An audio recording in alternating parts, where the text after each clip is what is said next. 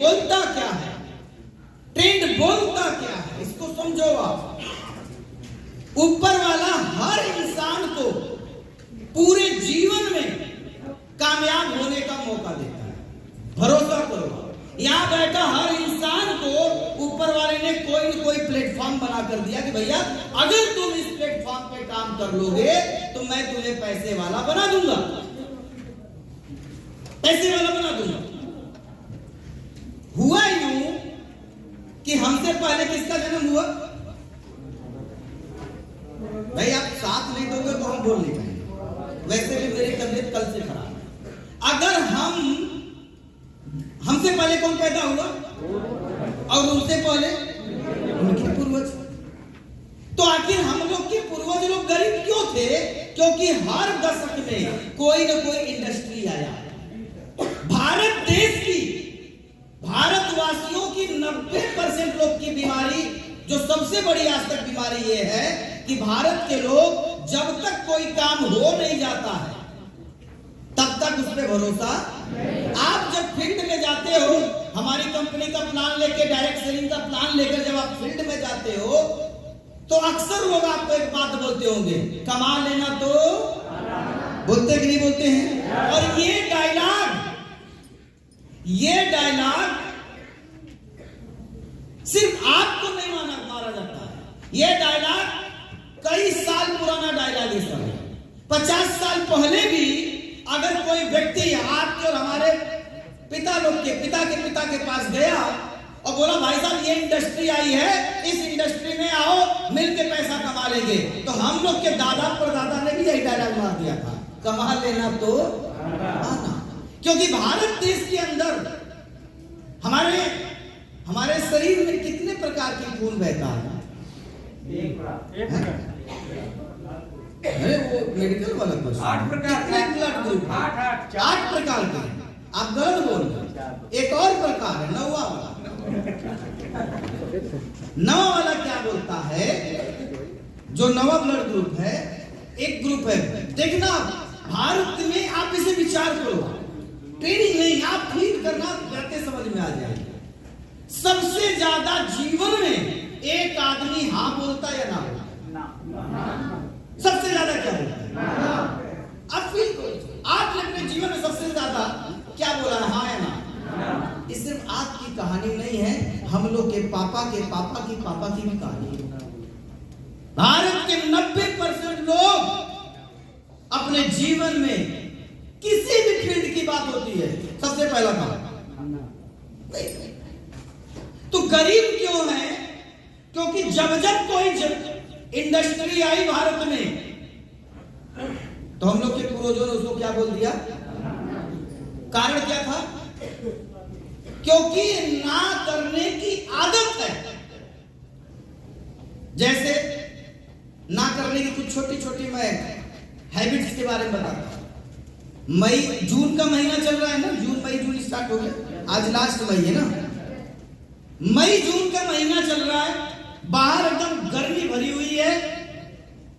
आप अक्सर देखना ज्यादातर लोग भरी गर्मी में अगर किसी रिश्तेदार के घर जाते हैं, दोस्त के घर जाते हैं, और जब उसकी माँ उससे कहती है बेटा पानी पियोगे, तो 90% लोग का जवाब क्या होता होगा? ये गलत है या सच है? डीजे वाले भैया सही बात है गलत? आप अलग, हम लोग के परिवार से नहीं, इसलिए मैं आपसे पूछ रहा हूँ। 90% लोग क्या बोलते हैं? पानी पियोगे? मई का महीना है, प्यास लगी है, साइकिल चला के गए थे आप, पैदल आप गए थे, और आप देखना 90% लोग एक ही चीज बोलते नहीं कोई। लेकिन अगर उसके घर वालों ने पानी दे दिया तो पी लेंगे। प्यास लगी थी, आपको पता है गला सूख रहा है, लेकिन होता क्या है? नहीं, ये हैबिट है। भूख लगा है, और ये तो मेरे साथ था। मेरे भैया की शादी हुई, बड़े भैया की, 2006। पहली बार उनके ससुराल हम गए। इतना ज्यादा ना करने की आदत, वाकई में भूख लगी थी जोर से। उनकी सास ने बोला बेटा खाना खाओगे? नहीं माता जी, खा गया है। नहीं खाएंगे, नहीं खाएंगे और नहीं खाया, भूख लगी थी। अब कोई रिश्तेदार कितनी बार पूछेगा कि खाना खाओ? 2 बार 4 बार? भाई साहब पूरी रात बीत गई, हमको खाना नहीं मिला। अब भूखा था, तड़प रहे थे 2-3 बजे के आसपास। ऐसा शायद किसी के साथ हुआ हो बचपन में, हुआ है ना पांडे सर? बचपन में हुआ हो कि नहीं हुआ? मीन्स कहना क्या चाहता हूं, भूख लगा रहता है, लेकिन वो जो ब्लड में वो जो नवा ग्रुप है वो कहता है ना मत बोलना, ना करने की आदत। भूखे रह जाओगे आप, 90% लोग रह जाते हैं और ना करने। ये जो ना करने की हैबिट है, इस वजह से जब आप अंडरलाइन करके जब आप पूरा देखोगे, कैलकुलेशन करोगे आप, तो इतना बड़ा नुकसान हुआ कि आप नहीं सोच नहीं सकते। आपकी नीयत सही है। अगर आप अनमैरिड हो और आपकी नीयत सही थी, किसी से प्रेम हुआ, बहुत अच्छे लड़का हुआ, नीयत सही थी, और आपने किसी लड़की से बोला मैम मैं आपको बहुत लाइक करता हूं, मैं शादी करना चाहता हूं, उसने प्रपोज किया, लड़की क्या बोली? शादी करना तो गैर कानूनी काम नहीं है ना। आप देखो जीवन में सबसे ज्यादा बार लोग ना ही करते हैं, यहां तक कि यहां जितने भी शादीशुदा लोग बैठे हैं, 90% लोगों ने जब पहली बार शादी हो रही थी, जब आपके माँ बाप ने बोला तुम्हारी शादी करना है, ना आपने भी ना किया है कि नहीं किया? आज जितने 18-20 साल वाले यहाँ हैं, 20-22 साल वाले, अगर उनके पेरेंट्स कहते बेटा तेरा शादी करना, ना ये करते ही नहीं, ये ना करने की आदत। जबकि सच्चाई ये है, जितने भी लोगों की शादी हो चुका है, जब आपके बीच में पहली बार आपका कोई रिश्तेदार बोला होगा अरे भाई साहब आपका लड़का या लड़की शादी करने के लायक है, शादी कर लो, तो हमने सबसे पहले वही बात क्या किया? जबकि सर्वे के अकॉर्डिंग अगर आपने हाँ कर दिया होता तो आज जिससे आपकी शादी हुई थी वो आज आपकी हुई नहीं होती, वो किसी और की रही थी, क्योंकि आपकी शादी तो पहली बार किसी और से हो रही थी, आपने तो उसको ना कर दिया, आपने तो उससे शादी कर लिया, 4 ना करने के बाद आपने 5वीं वाली किया है ना, है या नहीं? और शादी करने के बाद आज क्या हाल है आप लोग का? 90% तो सोचते हैं काश यार उससे कर लिए होते। तो आप समझो, बीच में हंसी मजाक के साथ साथ आप मैसेज को लेना पसंद करो कि हम लोग के पूर्वज क्यों सक्सेस नहीं हो पाए, क्योंकि जैसे आज डायरेक्ट सेलिंग आ रहा है, हम सब जा रहे हैं, कर लोगे करोड़पति बनोगे, अरबपति बनोगे, ठीक वैसे 1950 में एक इंडस्ट्री आया, प्लास्टिक इंडस्ट्री। जब देश आजाद हुआ प्लास्टिक इंडस्ट्री आया, और जैसे ही इंडस्ट्री आई, इस इंडस्ट्री में काम करने वाले लोगों ने हम सब के दादा परदादा के पास जाते हैं और बोलते हैं भाई साहब इस इंडस्ट्री में काम कर लो, दुकान खोल लो, दुकान में माल भर लो, कंपनी में खोल लो। हम सब के दादा परदादा ने एक डायलॉग मार दिया, नहीं चलेगा, नहीं चलेगा। तो ही तो डायलॉग है, जब नया इंडस्ट्री आता है भैया कर लो, पहला डायलॉग तुम कमा लेना तो आना, दूसरा डायलॉग नहीं चलेगा, तीसरा डायलॉग मैं सब जानता हूं। और मैं आपसे आज पूछता हूं, 1950 में भले लोगों ने प्लास्टिक नहीं देखा था, अगर आपके घर में कोई बुजुर्ग बाबा अभी भी जीवित हो, जिनकी उम्र लगभग 80 साल है, 80 साल वाले से नहीं 90 साल वाले से पूछना, तो क्योंकि 1950 में कम से कम 10-15 साल को होने चाहिए, उनसे मिलना, पूछना बाबा क्या 1950 में प्लास्टिक आपने देखा था, प्लास्टिक के बर्तन देखा था आपने? तो शायद नहीं देखे। आप उनसे पूछना क्या आपको उस टाइम भरोसा था कि आने वाले टाइम में ये पीतल का बर्तन, कांसे का बर्तन हट जाएगा? तो बोलेंगे नहीं। 1950 में जब प्लास्टिक उद्योग भारत में आई तो हमारे देश के हमारे ही पूर्वज लोगों ने इस इंडस्ट्री से इनकार कर दिया। परिणाम ये है कि आज 2025 में मुझे आप बताओ सबसे ज्यादा क्या बिकता है? प्लास्टिक बिकता है या कांसा या तांबा बिकता है? जो लोग 1950 में उस टाइम उस इंडस्ट्री को ज्वाइन किए, आज वो लोग सफल लोग हैं या फेल लोग हैं? मेरे दोस्त, अगर आप और हमारे खानदान के लोग 1985 में प्लास्टिक इंडस्ट्री में आगे होते तो शायद हम सब सफल होते। ठीक वैसे ही 1960 में आयल इंडस्ट्री आया, ऑटोमोबाइल आया, इस इंडस्ट्री के भी लोगों ने कामयाबी प्राप्त किया। लेकिन इतिहास ये बता रहा है कि जब आयल इंडस्ट्री की शुरुआत हुआ उस टाइम जो लोग उस इंडस्ट्री में गए वो आज के राजा हैं। लेकिन सवाल ये है, क्या उस टाइम हमारे और आपके पूर्वज के पास ये मौका था कि नहीं था? मौका था ना पूरा, लेकिन वो लोग नहीं गए। कंप्यूटर की बात किया जाए और दादा परदादा से मिलने की आवश्यकता नहीं है। इसी हाल में बहुत सारे लोग होंगे जो 1980 में पूरे होश में थे, पूरे होश में थे। और आप खुद मुझे बताओ, जब भारत में कंप्यूटर उद्योग आया था तो क्या आपने उसे गले लगा लिया, आओ वेलकम वेलकम, ऐसा बोला था? क्या बोला था? जब ये कंप्यूटर की क्रांति भारत में आई, हम सारे बुद्धिमान भारतीय 90% भारतीय ने एक बात बोल दिया, नहीं चलेगा। कहां चलेगा? ये तो 10 लोग की नौकरी खा जा रहा है। अगर गलत बोल रहा हूं तो 1960 में 65 में पैदा होने वाले भाई मेरी बात को काट दे। पांडे जी ने बताया, मतलब 65 के हैं। होश रखिए ना, कंप्यूटर को लोगों ने वेलकम किया नहीं किया? 2000 तक का लोगों ने इसका विरोध किया। मोबाइल उद्योग आया, आज आपके पास मोबाइल है या नहीं है? लेकिन मैं आपसे पूछता हूं, क्या भारत के लोग मोबाइल को तुरंत आते ही आ जाओ वेलकम, क्या बोला लोगों ने? यहां से जाने के बाद ऊपर रूम में जब जाना है, आप YouTube पर सर्च कर लेना। मोबाइल जब आया था, यही आज तक का न्यूज चैनल, यही इंडिया टीवी वाले, यही जी न्यूज वालों ने बोला मोबाइल ज्यादा इस्तेमाल करोगे तो कैंसर हो जाएगा। बोलते थे नहीं बोलते? विरोध मोबाइल का हुआ। यानी हर इंडस्ट्री को, जब भी कोई इंडस्ट्री भारत में आती है, भारत के 90% लोग उसके विरोध में बात करते हैं। एटीएम कितनी अच्छी फैसिलिटीज है। एक जमाना था कि बैंक के अंदर पैसा जब खाते में डालने जाते हो तब भी भीड़, और वापस निकालते आते तब भी भीड़ होती थी कि नहीं होती थी? 1000 रुपया निकालना होता था, कम से कम 50 लोगों के बाद नंबर आता था। ऐसा पहले निकालने वाला अलग और जमा करने वाला अलग होता था। लेकिन जब एटीएम का जमाना आया तो सबसे ज्यादा अगर किसी ने एटीएम मशीन का विरोध किया था तो भारत की सबसे बड़ी, सबसे ज्यादा शाखा रखने वाली ब्रांच स्टेट बैंक ने विरोध किया। नहीं चलेगा, भारत में तो लोग बैंक लूट जाते हैं, एटीएम को तो उठा लेते। सुना है या नहीं सुना? यानी जब जब कोई इंडस्ट्री आई है इस देश में तो 90% लोगों ने उसको क्या किया है? रिजेक्ट किया है। क्या किया है? जब भी कोई इंडस्ट्री है। एक और इंडस्ट्री है जो मुझे लगता है यह बात समझाने के लिए कि हमारे खानदान के लोग अब गरीब क्यों रह गए, सबसे परफेक्ट उदाहरण बताता हूं। भारत की सबसे पहली पिक्चर का नाम बताओ आपको। किसने बनाया था?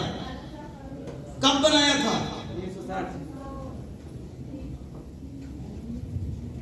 1960। देश आजाद नहीं हुआ। थोड़ा सा पीछे आ जाइए, छोड़ो, कौन सा हम आपको पीसीएस बना देंगे।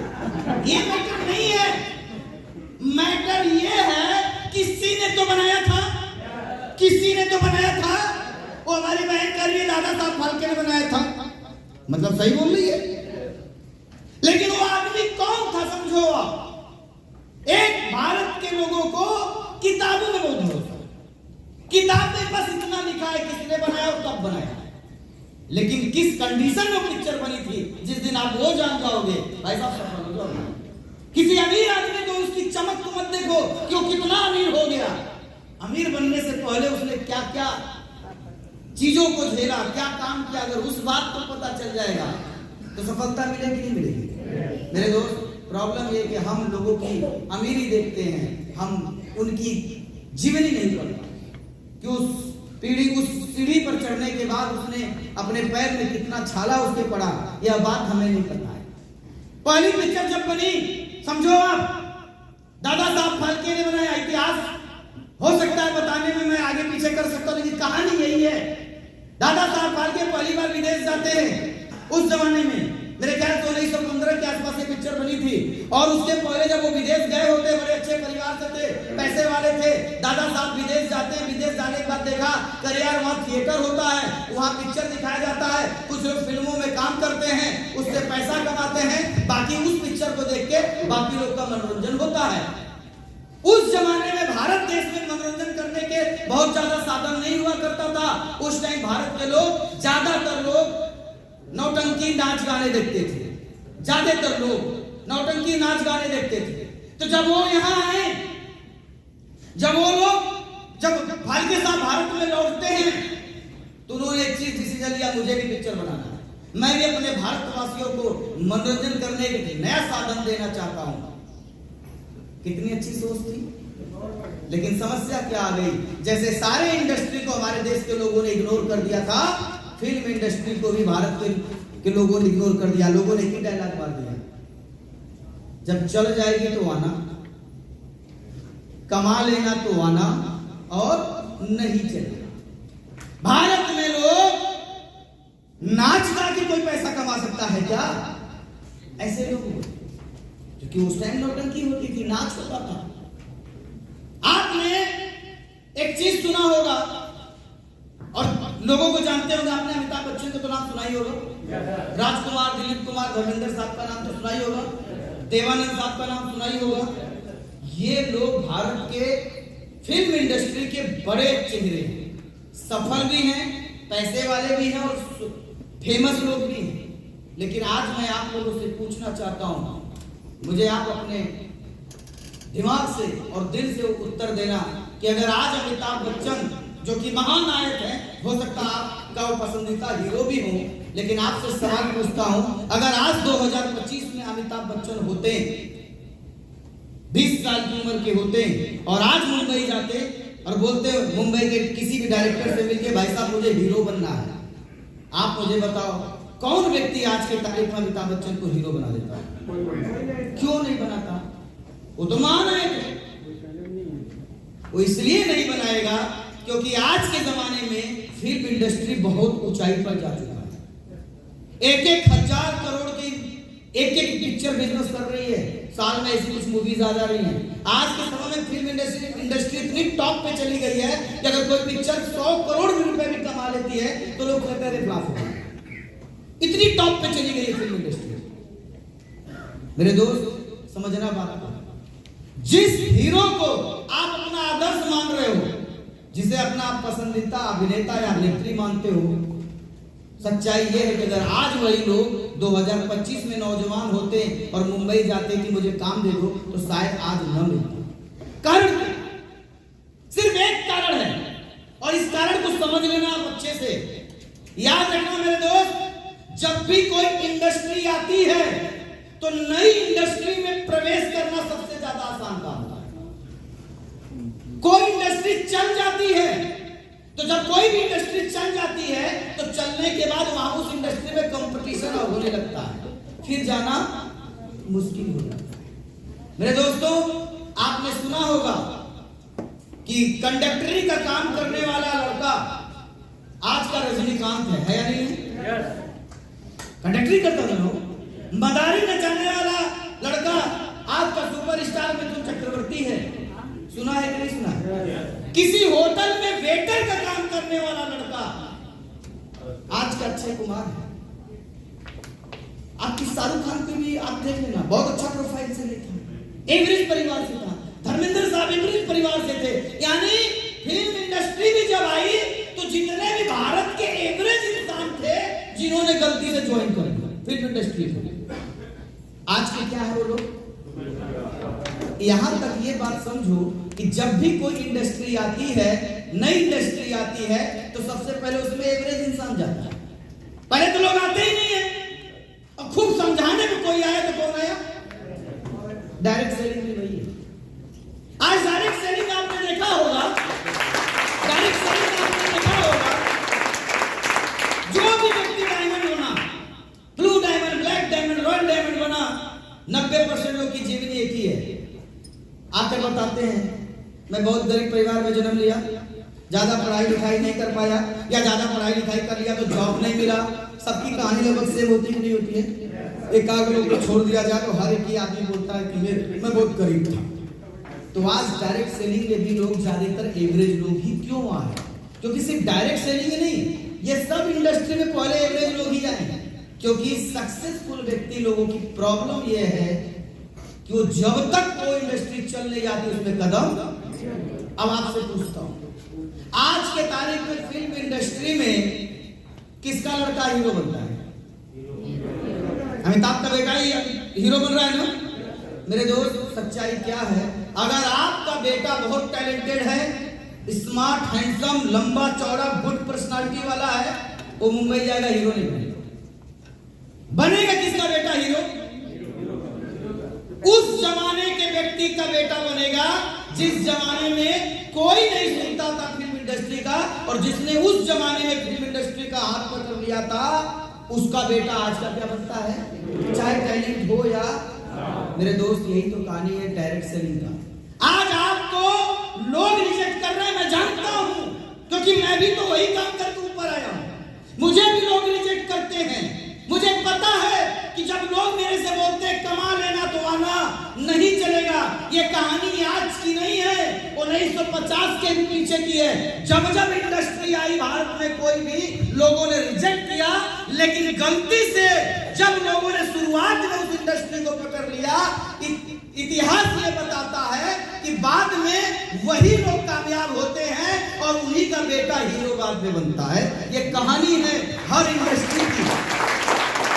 अब मैं आपसे पूछता हूं, सन 2010 से भारत में डायरेक्ट सेलिंग एकदम पीक पर आया है। भारत का इतिहास 96 से, लेकिन हम मानते हैं 10 से ठीक ठाक पोजीशन पे आ गया। मैं आपसे पूछता हूं कि अगर आज आपने डायरेक्ट सेलिंग ज्वाइन कर लिया, किस परिस्थिति में? आज कोई आपसे झूठना नहीं चाहता है, यही तो है ना? कमा लेना तो आना। मैं आपसे पूछता हूं, जब कमा लोगे तो आपके पास यही काम बचा, उसी के पास जाओ। ये काम बचा है क्या? हमको बोला गया कमा लेना तो आना, आज तक नहीं गया किसी के पास, क्योंकि वक्त ही नहीं है। तो मेरे दोस्त, आज 2010 से लेके अभी तक डायरेक्ट सेलिंग भारत में नई इंडस्ट्री है। लोग जानते तो हैं, लेकिन समझते नहीं है कि इसका आने वाले टाइम में फ्यूचर क्या है। बस एक गलती मत करना, एक गलती मत करना है आप, कि जैसे हम सब के पूर्वज लोगों ने जब जब उनके जमाने में नई इंडस्ट्री आई, उन लोगों ने रिजेक्ट कर दिया। अगर आपने उनकी ही इतिहास को दोहराया, जैसे उन्होंने रिजेक्ट किया, अगर आपने भी रिजेक्ट कर दिया, तो आप कैसे बनेंगे? जैसे हमारे पूर्वज। लेकिन आपने एक बार गलती से हाँ बोल दिया और आपने डायरेक्ट सेलिंग ज्वाइन कर लिया, और उस डायरेक्ट सेलिंग में कम से कम 5 साल मेहनत कर लिया, तो मुझे बताओ आने वाले टाइम का इस इंडस्ट्री का राजा कौन बनेगा? कौन बनेगा? और आप अगर गलती से 10, 15, 20 साल अगर इस इंडस्ट्री को आपने अपना जीवन दे दिया, तो आने वाले टाइम में किसका बेटा हीरो बनेगा? किसका बनेगा? तो आप और हमारे खानदान के लोग सफल क्यों नहीं हो पाए, आपको पता चला? पता चला क्यों नहीं वो लोग फेल हुए? क्योंकि उनके पास भी वही बीमारी थी, कौन सी? ना करने की। ये स्लाइड इसलिए दिखाया जा रहा 2 कारण से। पहला कारण समझो। पहला कारण ये था कि सबसे पहले आप मजबूत बनो, कि डायरेक्ट सेलिंग आपकी किस्मत है कि आप शुरुआत में आ गए। इंडस्ट्री को कब बोला जाता है कि टॉप पे चली गई? कम से कम कोई इंडस्ट्री 18 साल से 25 साल की हो जाए, और हम 2010 से उसकी गिनती कर रहे हैं। मेरे दोस्त, आप सारे लोग डायरेक्ट सेलिंग इंडस्ट्री के शुरुआत में जुड़े हो। अगर आप लीगली देखो तो गाइडलाइन तो भी हमको मिला है, समझ रहे हो? तो आप डायरेक्ट सेलिंग इंडस्ट्री के शुरुआत में आए हो, इसलिए लोग आपको रिजेक्ट कर रहे हैं। लेकिन आपका भविष्य ये है कि जो आज रिजेक्ट कर रहे हैं, कल आपसे अपॉइंटमेंट मांगेंगे कि भाई साहब समय कब होगा।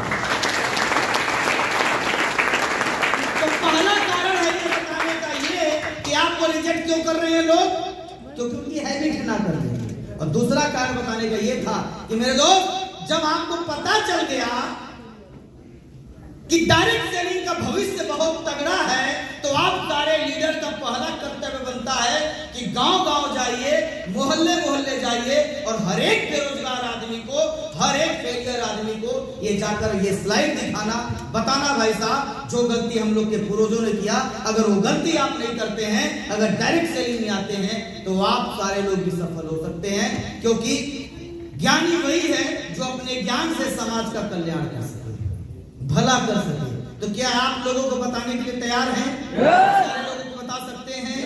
तो डायरेक्ट सेलिंग क्यों करना है? क्योंकि डायरेक्ट सेलिंग की अभी शुरुआत है। भाई साहब 6 साल पहले मेरे से आप मिले होते, 6 साल पहले तो मेरा वजन 39 किलो था। फेयर एंड लवली लगाने से मैं कभी भी साफ नहीं हुआ, लेकिन आज जैसे ही डायमंड ब्लू डायमंड बना मैं साफ हुआ। सफलता आपको स्मार्ट और हैंडसम बनाती है, सफलता आपकी कॉन्फिडेंट लेवल को बढ़ाती है। 6 साल पहले मैं भी ऐसे दर भटक रहा था, लेकिन आपसे मैं पूछता हूँ 6 साल मैंने इस इंडस्ट्री में गुजारा, डायरेक्ट सेलिंग एसएलपीएस में गुजारा। 6 साल बाद मेरे शुरुआती 6 साल के लोग, आपको कुछ फर्क समझ में आता है सर? 6 साल पहले 6 साल बाद में आपको जितने भी नए लोग होते हैं 90% लोग सोचते होंगे काश मैं इस लड़के की तरह बन जाऊं।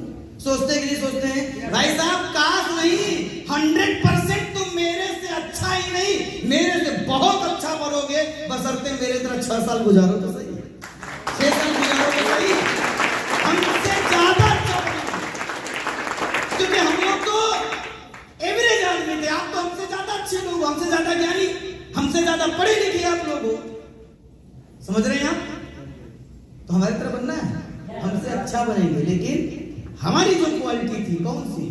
6 साल बिताने की। क्या 6 साल दे पाओगे आप? दे पाएंगे आप सारे लोग?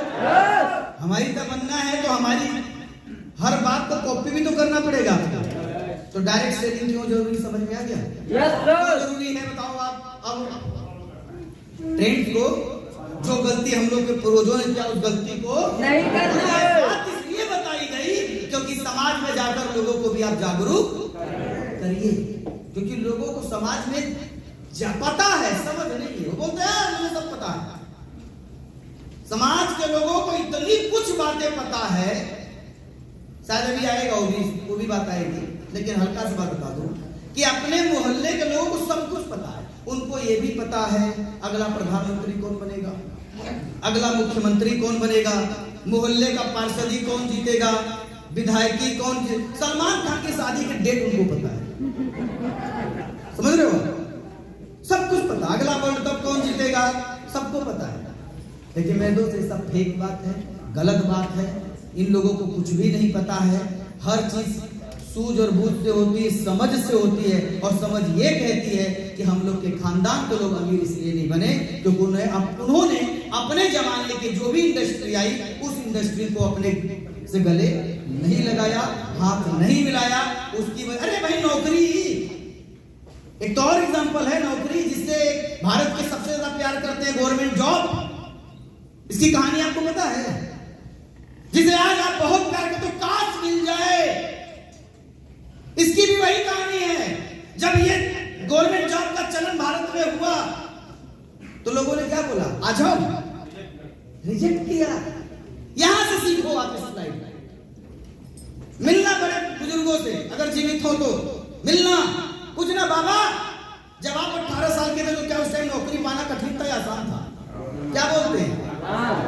अरे यार कबड्डी हम खेल कर जीत गया और हमको दरोगा बना दिया, हम तो छोड़ दिए, ऐसे बोलते हैं। तो बाबा छोड़ दिए तो आज पछता रहे हैं, खुश? अरे बाबू पछता रहे हैं, बोलते कि नहीं बोलते? हमारे बाबा गए थे, भाग गया, भाग गया। सोचो कि जिस इंडस्ट्री को आपके बाबा ने छोड़ के भाग आए थे, आज उसी इंडस्ट्री को पाने के लिए आप लोग भाग रहे हैं। क्यों? क्योंकि आज वो इंडस्ट्री चल चुकी है, आज नौकरी चल चुकी है। हर इंडस्ट्री की कहानी है। शुरुआत में लोग कबूल नहीं करते हैं, लोग बोलते थे जब तक पैसा काम करूंगा, पैसा कमाऊंगा, बुढ़ापे में क्या होगा? तो सरकार ने पेंशन योजना लागू कर दिया, चल ठीक भैया नौकरी तुम कर लो, बुढ़े हो जाओगे, रिटायर हो जाओगे तो तुम जब तक जिंदा रहोगे हम पेंशन देंगे। सरकार ने पेंशन योजना लाई। 2003 में सरकार के दिमाग में घुस गया एक बात यार बताओ पेंशन योजना आया क्यों? तो पता चला कि उस जमाने में लोग सरकारी नौकरी करना नहीं चाहते थे, तो उनको लॉलीपॉप दिया गया कि चल जब तक करोगे तो तनख्वाह दूंगा और बुढ़ा हो जाओगे, रिटायर हो जाओगे, तुमको पेंशन दूंगा। तो लोग नौकरी नहीं करना चाहते थे, इसलिए पेंशन योजना लागू हो गया। सरकार भी बोली, हमारे प्रधानमंत्री साहब 2003, अच्छा तुमने मजबूर कर दिया था कि पेंशन दूंगा, चल हट। अब तो तुम उल्टा करते हो, हम ही को पैसा देके बोल देते हो, 10 लाख देते हो, बोलते हो साहब दरोगा बना लो। तो एक काम करो, उस टाइम हम मजबूर थे इसलिए पेंशन योजना दिए, आज तुम मजबूर हो नौकरी करने के लिए, चलो आज से टेंशन योजना शुरू कर देते हैं। हाँ, 2003-4 के बाद से मिलना, अभी कोई रिटायर नहीं हुआ है, लेकिन ये बात कड़वा है, शायद किसी को बुरा लग सकता है, लेकिन डंके की चोट पे कह रहा हूं, 2004 के बाद से जितने भी गवर्नमेंट एम्प्लॉई हैं, जब जितना नजदीक आ रहा रिटायरमेंट का, अब रिटायरमेंट, अभी 4 साल बचा, अब 3 साल, भाई साहब थक करना नहीं जाती नहीं लोग। और दूसरा विकल्प, बुढ़ापे में दूसरा विकल्प खोज रहे हैं कि अब क्या करूंगा। एक तो मिलना जो 2004 के बाद है, जैसे जैसे रिटायरमेंट करीब आ रही है, क्यों? क्योंकि रिटायरमेंट के बाद पेंशन इकट्ठा जो मिलेगा वो खत्म हो जाएगा। लेके आओ तो सही, लेके आओ तो सही, 10-25 लाख का माल जो इकट्ठा हो रहा है, भाई साहब महीने भर के बाद मैं मिलूंगा, उस खाते में बचा कितना। तो आप समझो कि जिस नौकरी से आप बहुत प्यार करते हो, लोगों ने इसे भी तो रिजेक्ट किया था। और आप बताओ, जब नौकरी को लोगों ने रिजेक्ट कर दिया तो तुम्हारे डायरेक्ट सैलरी को बोलेंगे आओ बहुत बढ़िया पॉइंट है, क्या बात, क्या चीज लाए हो यार, ऐसा नहीं बोलेगा। लेकिन एक चीज का वादा कर रहा हूं, एक जिम्मेदार पद पे हूं, देश का करोड़पति लीडर हूं, ब्लू डायमंड हूं, कंपनी का कोर मेंबर हूं, एक चीज की गारंटी लेता हूं, जो कंपनी और अदर्स डायरेक्ट सेलर सफल लोगों से बातचीत पर, कि अगर आपने साथ नहीं छोड़ा, आप दिल लगा के काम किए, मन लगा के काम किए, आज तुम्हें रिजेक्ट कर रहे हैं, 10 साल बाद वो आदमी को तुम रिजेक्ट करोगे, मुझे तुम्हारी जरूरत ही नहीं है। मैं करता हूं, आज मैं तुम्हारा ब्लू डायमंड, मेरे से कोई आगे फैलाता, मैं कहता भाई तेरे को मेरी जरूरत नहीं, तू जा, मैं रिजेक्ट करने ना शुरू कर, क्योंकि अब मेरा भी भर चुका है। आदमी परेशान कब तक होता है? जब तक बढ़ नहीं जाता, और बढ़ जाने के बाद फिर जरूरत है क्या उसकी? एक नेता तुम्हारे सामने हाथ कब तक जोड़ता है? कब तक जोड़ता है? जब तक वोट पड़ न जाए, रात दिन, अरे बहन जैसा ही सब्जी लेने जा रही हो, नेताजी अरे बहन जी नमस्ते, अरे बहन नमस्ते, और वोट पड़, अरे जीतने की बात छोड़ो, वोट पड़ गया, डब्बा बंद हुआ, बगल से आप बोलोगे भैया नमस्ते, किसकी बिटिया होता कि नहीं होता? यानी जब तक तुम्हें जरूरत है लोग तुम्हें रिजेक्ट करेंगे, लेकिन जिस दिन बच जाओगे भाई साहब, लोगों को आप रिजेक्ट करोगे।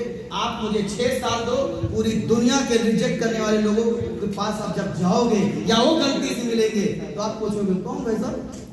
सर वो मेरे साथ होता है सर, 2020 में विश्वनाथ होटल में आपसे मिला था, याद है आपको?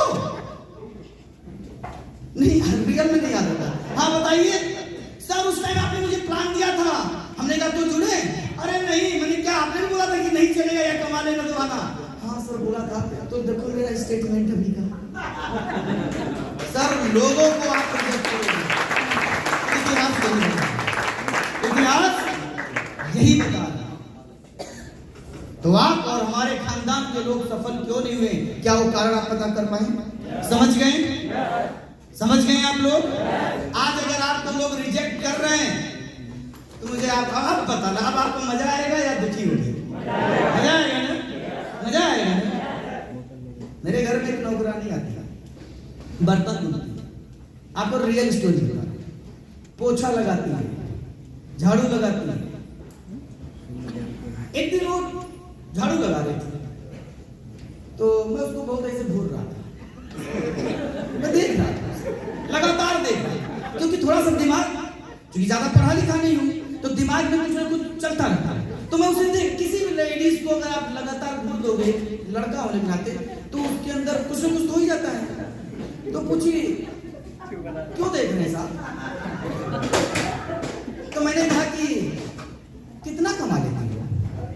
कह रही है सर आपके घर में काम करती हूँ, ऐसे 3-4 घर और पकड़ रखा है, कुल मिला के 2000 रुपए आपके यहाँ से मिल जाता है, 2000 उसके यहाँ से मिल जाता है, ऐसे करते हुए 10,000 रुपए कमा लेती हूँ। जब लगातार उसको देख रहा था तो मैंने कहा कि इससे ज्यादा कमाना चाहोगी? किसी भी कम कमाने वाले से अगर पूछोगे और ज्यादा कमाना चाहोगे तो अमूमन 90% लोग क्या बोलते हैं, हाँ कमाना चाहेंगे। हमने कहा 10,000 रुपए हफ्ता कमाना चाहोगी? हाँ साहब बिल्कुल। क्या करना होगा? मैंने कहा कि डायरेक्ट सेलिंग कर लो। ये क्या होता है? नेटवर्क मार्केटिंग कर लो। अच्छा वो जोड़ने वाला काम जानती हूँ, मैं नहीं करूंगा। अब सुनो मेरी मजे की बात, चूंकि मैं टीम मेरे पास 70,000 लोगों का है, तो मेरे यहाँ जब फोन आता है लोगों का तो अक्सर लोग क्या पूछते हैं हमसे, सर उसको मिर्गी आ रहा है कौन सा प्रोडक्ट दूं? सर उसको लकवा मार दिया कौन सा प्रोडक्ट दूं? सर पेट खराब है क्या दूं? सर उसको स्टोन में पथरी क्या दूं? उसको लगता है मेरी मेड को कि जो उसके साहब हो डॉक्टर साहब। भाई हम लोग की बातें को सुन के अनजान आदमी क्या सोचता है, ये तो डॉक्टर है। तो मैंने कहा कि नेटवर्किंग कर लो। कहीं साहब यही रह गया है करने को। एक हमारे घर की नौकरानी की सोच देखो, वो नेटवर्कर के घर में झाड़ू पोछा लगाना उसे कबूल है, लेकिन नेटवर्कर बनना उसे कबूल नहीं है। ये मानसिकता है, समझो बात को। मैंने उसे बताया, स्पष्ट बोला, सुनो मैं, अच्छा हम लोग की एक आदत है नेटवर्कर सर और मैं नहीं बोलते हैं। सोचो चपरासी को मैं, सुनो मैं, तुम जिसको बोल रही हो कि यही रह गया करने को, मैं नेटवर्किंग करता हूँ और आप मेरे घर काम कर रही हो, विचार करो। हाँ भैया, तब उसको समझ में आया।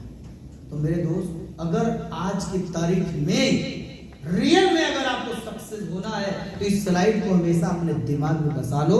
2 वजह से, पहला, अगर आपने 6 साल बिता दिया तो लाइफ अच्छी है कि अच्छी है, और दूसरा कि हमें अपने समाज में जाना है। जो लोग ये बोलते हैं यही रह गया करने को, उनको जाकर सही इंफॉर्मेशन देना है कि भाई साहब हाँ यही है इस टाइम तुम्हें करने को, दूसरे काम में तुम्हें बरकत नहीं मिलेगी। क्या समझ में आया आपको? समझ में आया सारे लोग? अब पहला टॉपिक था आपको डायरेक्ट सेलिंग क्यों करना है, समझ में आ गया? समझ में आ गया? सबको समझ में आया? चाय मिली थी? Yes sir. पिया था आपने? कितने लोगों ने चाय पिया था? हाथ उठाए प्लीज। और कितने लोगों ने नहीं पिया था? अरे आप हाथ उठाए। कितने लोगों ने पिया था? चाय पिया था कितने लोगों ने? और कितने लोगों ने नहीं पिया? तो वो भी अब उठा रहे हैं। जो पिए थे वो भी उठाए, जो नहीं पिए थे वो भी उठाए। अब देखो जितेंद्र साहब हाथ दोनों में उठा रहे, और भी बहुत सारे लोग हैं।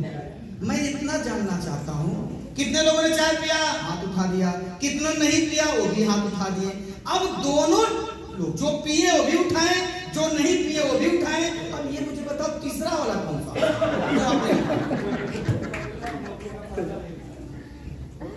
वो तीसरे थे।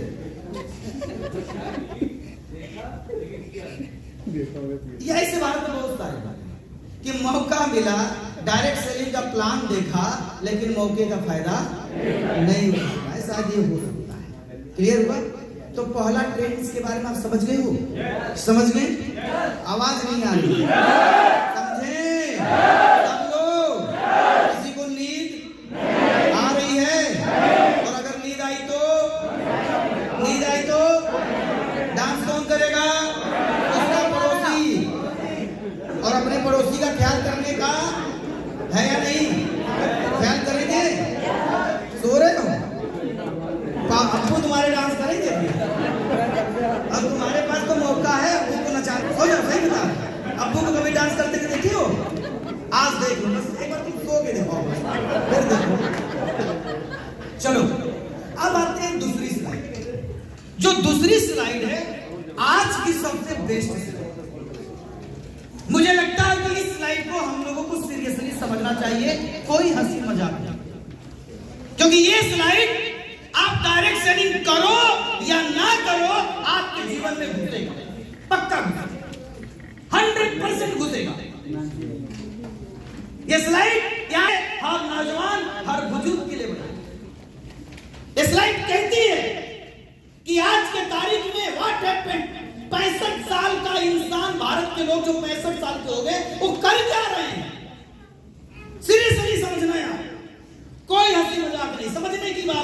क्योंकि जब तक समझोगे नहीं तब तक आपको कोई भी बात करने का मन नहीं करेगा। जानने से कुछ नहीं होता।